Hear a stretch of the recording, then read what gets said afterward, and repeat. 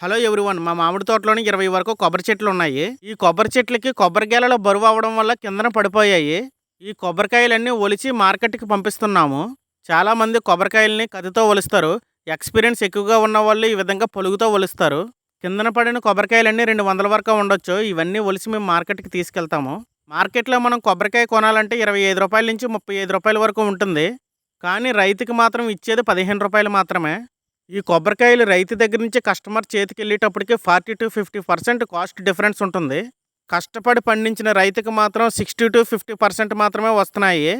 మధ్యలో మార్కెట్ చేసిన దళారులకు మాత్రం 40-50% మార్జిను. పండించిన రైతుకి మాత్రం విలువ లేదు. మన దేశంలో వ్యవసాయం చేసే రైతులు తగ్గిపోవడానికి ఇదే ప్రధాన కారణం. మార్కెట్లో చూస్తే ఏ కూరగాయలు కొనాలన్నా ఏ పళ్ళు కొనాలన్నా విపరీతమైన కాస్ట్ ఉంటుంది. కానీ పెట్టుబడి పెట్టి కష్టపడి పండించిన రైతుకు మాత్రం చిల్లిగవ్వే లాస్ట్కి మిగులుతుంది. ఈ పద్ధతి మారాలని నేను కోరుకుంటున్నాను.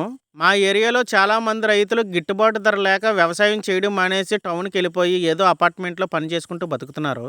నా చిన్నతనం నుంచి చూస్తున్నాను, రైతు బతుకులైతే ఏమీ మారలేదు.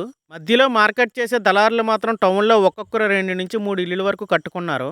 పండించిన పంటకు గిట్టుబాటు ధర లేక రైతులు అప్పుల పాలు అవుతున్నారు. ఇదే పద్ధతి కంటిన్యూ అయితే రాబోయే రోజుల్లో తిండి పెట్టే నాదుడు కూడా కనిపించడు. ఇప్పటికే చాలామంది మా ఏరియాలో ఈ వ్యవసాయం మానేసి సరుగుడు తోటలో, నీలగిరి తోటలో పెంచుకుంటున్నారు. కొంతమంది అయితే వ్యవసాయం చేయలేక భూములన్నీ ఖాళీగా వదిలేశారు. నేను ఇదంతా ఎందుకు చెప్తున్నానంటే, మీలో ఎవరైనా పళ్ళు కానీ కూరగాయలు కానీ కొనుక్కుంటే పండించిన రైతు దగ్గరికి డైరెక్ట్గా వెళ్ళి కొనుక్కుంటే వాళ్ళకి కూడా ₹1 లాభం వస్తుంది. కానీ మనం ఏం చేస్తాం, రోడ్డు పక్కన పళ్ళు అమ్ముకున్నా కూరగాయలు అమ్ముకున్నా వాళ్ళ దగ్గరికి వెళ్ళి కొనుక్కోము. పెద్ద పెద్ద మార్ట్లు కనిపిస్తే చాలు వాళ్ళ దగ్గరికి వెళ్ళి ఎగబడిపోతాము. నేను చెప్పిన విధానం తప్పు అయితే నన్ను క్షమించండి. ఒప్పు అయితే సబ్స్క్రైబ్ చేయండి.